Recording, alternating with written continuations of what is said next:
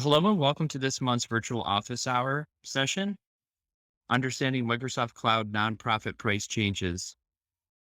Joining me today is Matika Ankata Wanid, Director of Strategic Partnerships, and Marilyn De Marias with our Cloud Solution team. I'm going to slide over to Matika to discuss today's agenda. Hi, thanks, Kevin, and hello, everybody.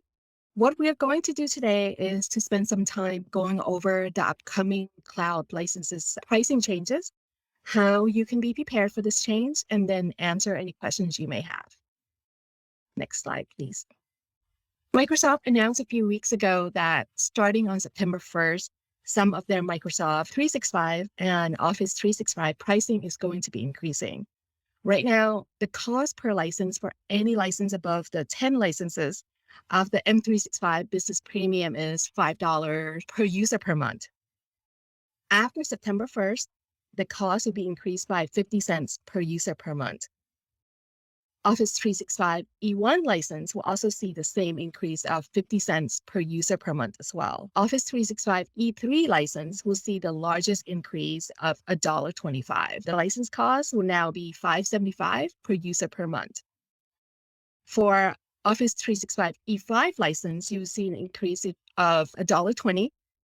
The license will now cost $15.20 per user per month starting September 1st.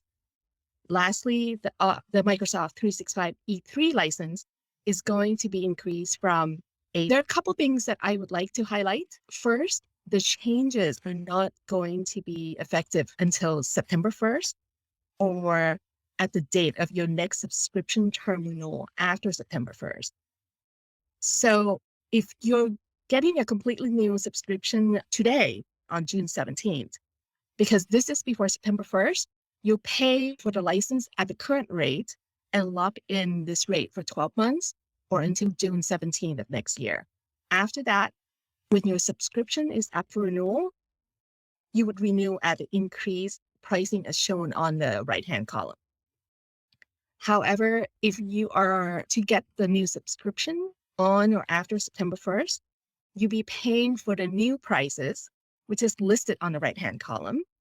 Similarly, if you have an existing subscription, there's no change to your prices today or until your current subscription renewal term expires. You need to look at your subscription renewal date to understand when that new pricing would actually impact your organization.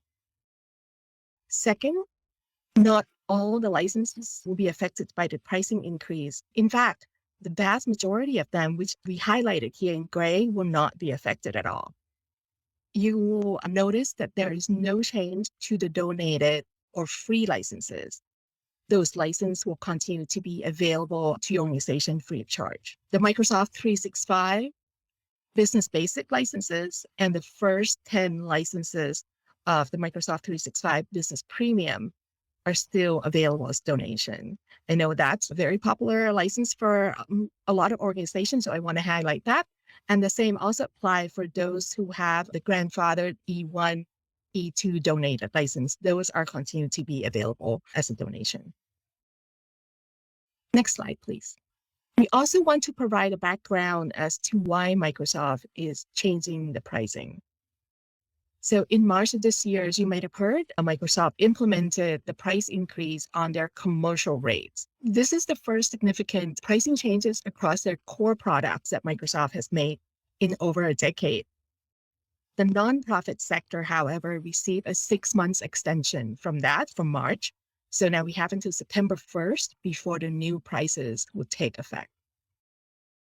I would like to note that Microsoft has historically provided a 60 to 75% discount rate off of the commercial prices for the nonprofit sector.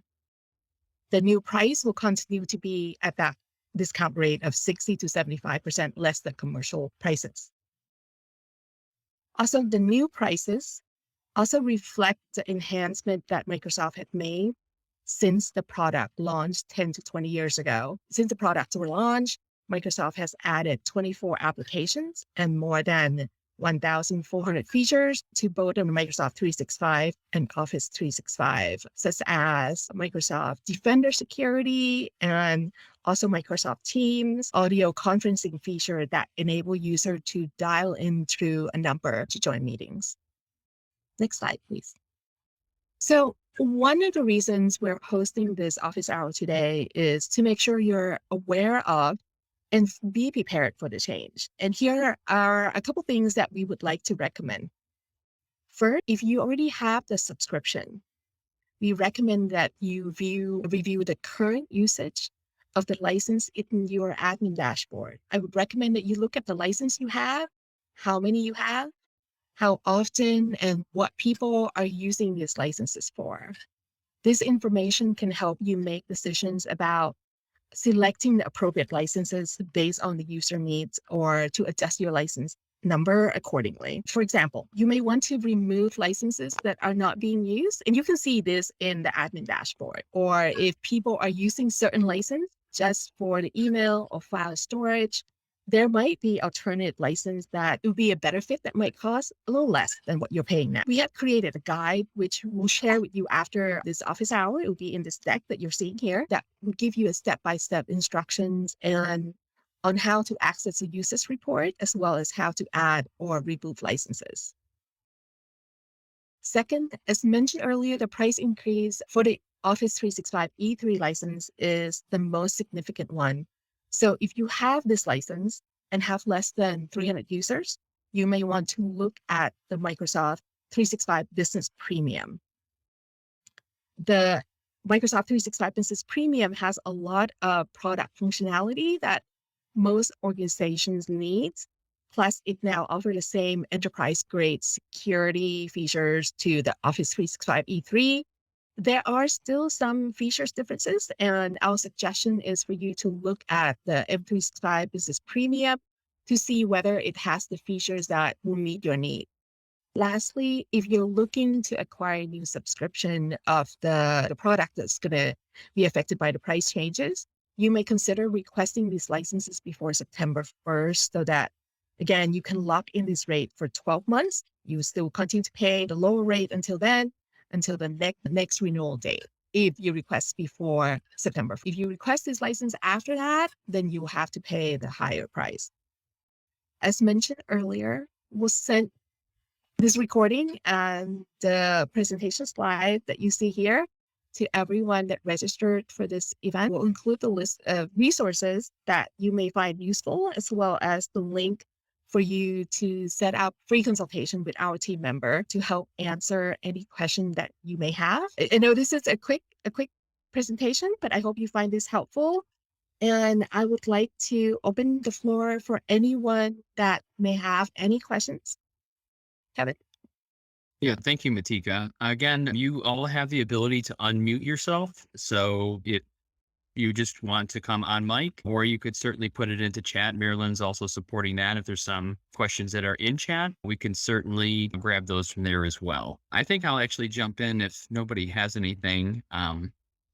If you don't mind, Matika, I think maybe I can just go into one specific thing that immediately comes to mind with the business premium to E3. Again, for those that are maybe in an E3 environment for the particular reasons, the Azure information protection and so forth, the one particular sticking point I've heard from customers is that the business premium mailbox only includes by default the ability to store up to 50 gigs or 50 gigabytes. Whereas the E3 license has what's called Exchange Online Plan 2 versus 1 and allows for 100 gigabytes of default storage. They both have email archiving, and that's worth noting because if, for example, you are working for a HRSA clinic or you're dealing with some other form of PPI that you're using a labeling policy for and or holds for, e-discovery or legal hold, you actually do have the ability to expand business premium's functionality, and email mailbox functionality, an additional 30 gigabytes for non-held or hold items. You can extend it all the way up to an additional 50 gigabytes if those items that are being placed in archive have a hold on them. So you can technically go from a 50 gigabyte to an 100 gigabyte if your organization is actively using these types of retention and labeling policies. It's a very simple process to do in the graphical user interface or GUI. There's also, I don't want to scare anyone, but there's a really simple PowerShell command that you can copy and paste from Microsoft documentation to execute it across your entire group. So if you're managing 30, 40, 50, maybe even 100 plus people, and you don't want to do that, like check that at an individual level, there's the ability to do that as well. So it's one nice way that if you're under 300 licenses and you're concerned about your mailbox capacity, you can actually get around. That actually even goes to one of the feature expansions that Matika was talking about that Business Premium recently added in the last year to help with that. And I would like to share one of the questions we have on a previous session that we did something similar to this. One of the questions that we often get was if my payment plan is on a monthly basis instead of purchasing on an annual basis, is that going to affect anything? And the answer is no. Whether you are paying on a monthly basis or not, you still have that when you get your new subscription, you're locked in for that 12 months, whether you choose to do a monthly payment or an annual. So that would not affect when your subscription new pricing will be affected. Yeah, that's a great point. Subscription periods run on a 12-month cycle, whether they're paid monthly or annually. We don't be shy either. If there's something that you all can think of, that we definitely wanted to open this hour to you all, just because we know that there's changes that are going on, and we certainly want to leave this open to any questions that you have. Looks like Victoria has her hand up. Victoria, you can feel free to come off mute and ask your question. Yes. Yes, we had signed up for the nonprofit donation for Microsoft, and would we be impacted? We did it October of last year. As far as any access 365 cents and you have subscriptions. Yes, and it's it's based off their donation program for nonprofits. No impact to Business Basic or to Business Premium. So those are donated licenses. So Business Premium actually exists in, we'll call it two flavors. There's the donated or granted version, which actually has technically a different subscription ID associated with it, and then the paywalled ones. So if you have the free ones, nothing is changing. Great, thank you so much. I appreciate it. Yeah, of course. And that's also true of the donated E1s, correct? Yes, they are grandfathered in E1s and E2s. There's no change at all that I've heard or seen anywhere. Yeah, those donated license will continue to be available free of charge. So that includes E1 as well. It looks like Elizabeth pinged in. If we are using Microsoft 365 Business Standard, $3 will not be affected. Correct, Elizabeth. You will not be impacted. Business Basic, Business Standard, grandfathered E1, E2 licenses, Microsoft Cloud apps, and Microsoft 365 E5 are not changing. These are good questions. So it's definitely good. And to this point too, also, like, I think that this even offers an opportunity that if you're curious about learning more about what's in your licenses, you can certainly reach out and engage with us. You can reach out to me personally. There's a side note, there's 364 or 65 365 subscription offers.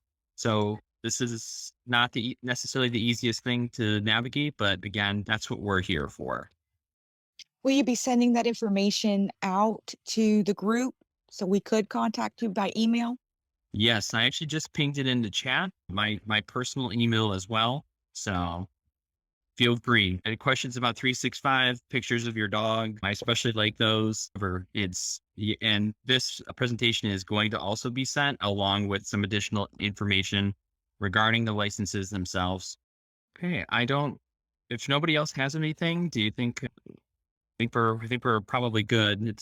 This is probably one of the most straightforward things, but it's very important to us that we're here to get ahead of this rather than behind it. We know that the fiscal year is coming to an end too. So we know that's probably funding, I'm sure, is something that's on people's minds. It looks like we do have someone that raised their hand. I apologize. Yes, no problem. I just did it because I tried to log in through my computer, but it wouldn't let me. So I had to do it on my phone. So I'll wait for your email with your information in it. because I have lots of questions. Yeah. And I think I have lots of answers, so that'll work out. Okay. Thank you. Of course.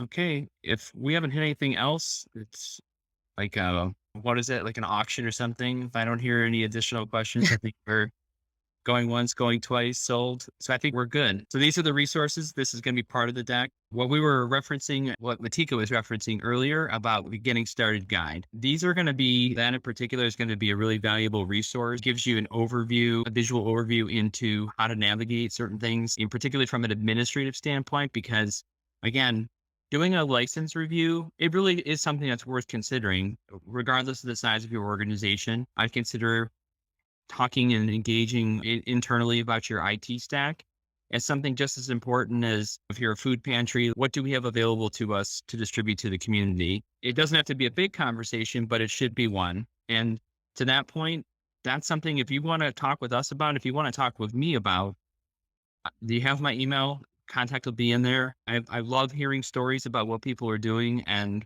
we're committed to your success. So there's some additional here informations around the community. There is a digital transformation forum. I do moderate that along with several other people.